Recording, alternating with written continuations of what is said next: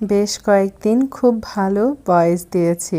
আজকে কি যে হয়েছে আল্লাহ মাবুদ জানে। বারবার দিচ্ছি আর কাটছি, দিচ্ছি আর কাটছি। ছাদের উপর থেকে নতুন আরেকটা ব্লগ শুরু করে দিলাম। প্রিয় ভাই বোন বন্ধুরা সবাইকে আসসালামু আলাইকুম এবং আদাব। সবাই কেমন আছেন? আশা করছি অনেক অনেক ভালো আছেন। আপনাদের দোয়া আর ভালোবাসায় শুকর আলহামদুলিল্লাহ আমি ভালো আছি। আমি কিন্তু সচরাচর গাছপালা লাগাই না, এগুলো আমার কাছে অনেক বিরক্ত লাগে। তবে গাছে যখন ফলন আসে মানে ফসলাদি হয় তখন কিন্তু খুব বেশি ভালো লাগে দেখতে।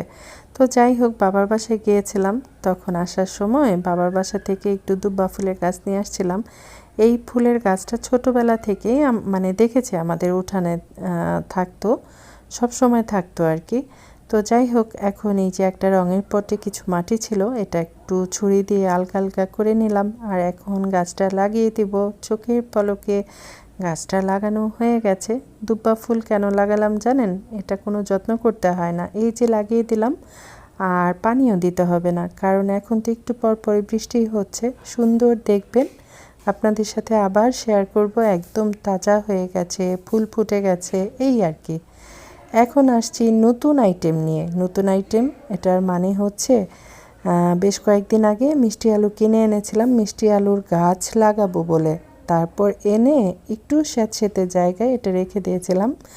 আর এই যে দেখেন কি সুন্দর মিষ্টি আলুর মধ্যে গাছ ফুটে গেছে। এখন হচ্ছে গাছ লাগানোর পালা। আর এই যে আলুগুলা আমি কিভাবে টুকরা টুকরা করে কেটে নিয়েছি দেখেন। এগুলা জাস্ট মাটির নিচনে গুজে দিব, আলুটা গুজে দিব, তাহলেই মিষ্টি আলুর গাছ হয়ে যাবে। প্রিয় ভাই বোন বন্ধুরা যারা আমাকে শুনছেন বা দেখছেন, আপনাদের সবার কাছে বিনীত অনুরোধ থাকবে অবশ্যই লাইক করবেন, আর যদি বেশি ভালো লেগে যায় আমার ভিডিওটি অবশ্যই শেয়ার করবেন। আপনাদের একটা শেয়ারের জন্য আমাকে আরও কেউ কেউ দেখার সুযোগ পাবে।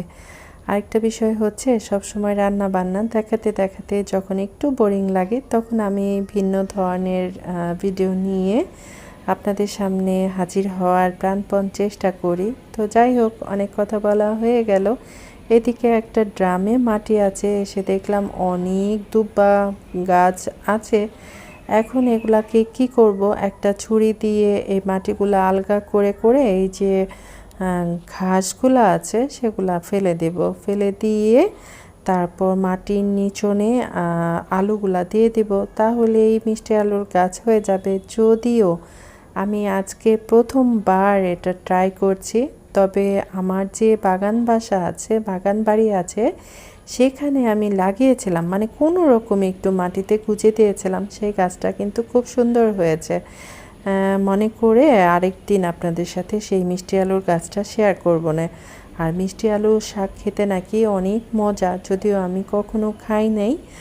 আর আমার খুব বেশি বেশি খাওয়ার ইচ্ছা, সে কারণে এই যে আজকে আমি কি সুন্দর করে লাগিয়ে দিয়েছি দেখেন, একদম আলতোভাবে লাগিয়ে দিয়েছি।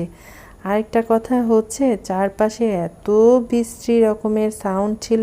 ওই যে একটা উঁচুতলা বাসা দেখা যাচ্ছে, ওই বাসার কাজ যেন শেষ হতেই চায় না, হতেই চায় না।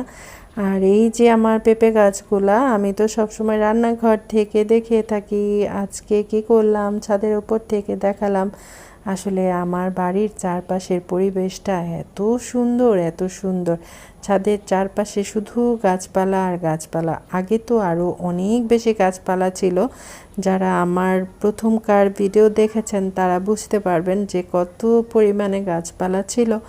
এখন তো সবাই গাছপালা কেটে কেটে বাড়িঘর বানিয়ে ফেলছে। জানি না এত বাড়িঘর দিয়ে কি হবে।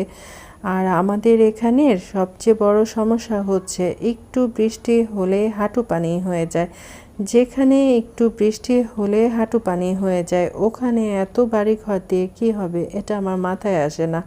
মাঝে মধ্যে ইচ্ছে হয় আমি আমার বাড়িঘর বিক্রি টিক্রি করে দিয়ে কোথাও একটা চলে যাই। মানুষ বাঁচে কয়দিন বলেন? এত কষ্ট, এত যন্ত্রণা আর এত প্যারা একদম ভালো লাগে না। ভেজালহীন জীবন সবাই চায়, তাই না? আর হাতের নাগালে সব কিছু পাওয়া গেলে সেটা কিন্তু অনেক ভালো লাগারও একটা বিষয় আছে। আমি আসলে এখানে বাবার বাসা কাছে, ভাই বোন সবাই আছে, সে কারণেই এখানে থাকছি। মাঝে মধ্যে মনটা কেমন যেন বিগড়ে যায়, চলে যেতে ইচ্ছা করে। যাই হোক, এই যে আমার কি বলে এটাকে, কি ফুলের গাছ যেন,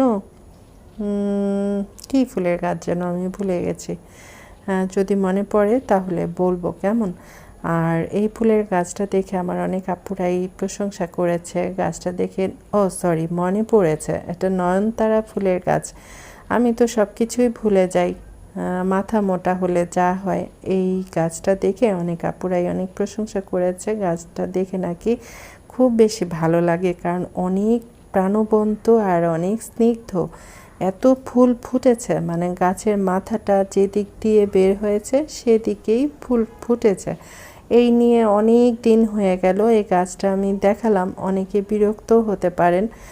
আর এই গাছটা যেখানে হয়েছে সেখান থেকে এটা সরিয়ে ফেলবো, কারণ ইটের গুঁড়া রাখা ছিল, ওখানে এই গাছটা হয়েছে। আর এই যে দেখেন, আমি আমার ছাদের ওপর থেকে চারপাশের ভিউটা দেখাই। ঢাকা শহরের মতো হয়ে গেছে, একদম লাগানো লাগানো বাড়িঘর উঠে যাচ্ছে। এই আর কি। সবাই খুব বেশি বেশি ভালো থাকেন, সুস্থ থাকেন। আল্লাহ হাফেজ, আসসালাম।